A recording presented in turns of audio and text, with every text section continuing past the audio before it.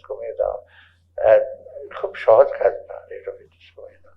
এইখানে আপনার ব্যাংকের রেটের সাথে ট্রেজারি বিলের রেট আছে, ইয়েল্ড রেট আছে, এগুলো চট করে একদিকে কমিয়ে দিকে আরেক দিকে, এটা বেলুনের মতো আপনি চাপ দিলে আরেকদিকে ফুলে যাবে, আলটিমেটলি ফেটেই যাবে। অতএব একটু কনসিস্টেন্সি লাগে। তো ইন্টারেস্ট যে কমে নেয় তা না, ট্রেজারি বিল তো কমে গেছে, বলতে 12 ছিল এখন 10 না, তার ট্রেজারি বিল কেনে তা কমছে। তো এটা রিফ্লেকশন মার্কেটের মতো ততটা আসে নাই।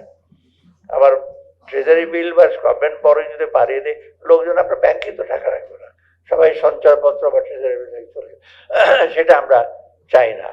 আসলে ব্যাংক ইজ দ্য ইন্টারমিডিয়ারি বা নন ব্যাংক ফাইন্যান্সিয়াল ইনস্টিটিউশন ইন্টারমিডিয়ারি, তারা আপনাদের সঞ্চয় মানে সঞ্চয় আর ক্রেডিটের মধ্যে একটা ব্রিজ তৈরি করে, তাই তো কাজ, তাই না ব্যাংকারদের। আর অন্য অন্য অনেক কিছু অ্যাসপেক্ট আছে, তবে ব্যাংকিং সেক্টরটা মোটামুটি কিন্তু আমরা আমরা যেটা ইনহেরিট করি অনেকটা একটু স্টেবল, বিশেষ করে ম্যাক্রো ইকোনমিক স্টেবিলিটিটা, মানে সামষ্টিক। এখন যদি আপনি দেখেন ইনফ্লেশন বেড়ে গেছে, 0.25 বেড়ে গেছে, ইনফ্লেশনটা খুব সেন্সিটিভ জিনিস আগে, কিন্তু ইনফ্লেশন কিন্তু শুধু monetary policy, bank rate, policy rate বাড়িয়ে কন্ট্রোল করা যায় না, আর সাপ্লাই দিয়ে অনেক সময় কন্ট্রোল। আমি সেজন্য সবসময় বলি inflation is a political dimension.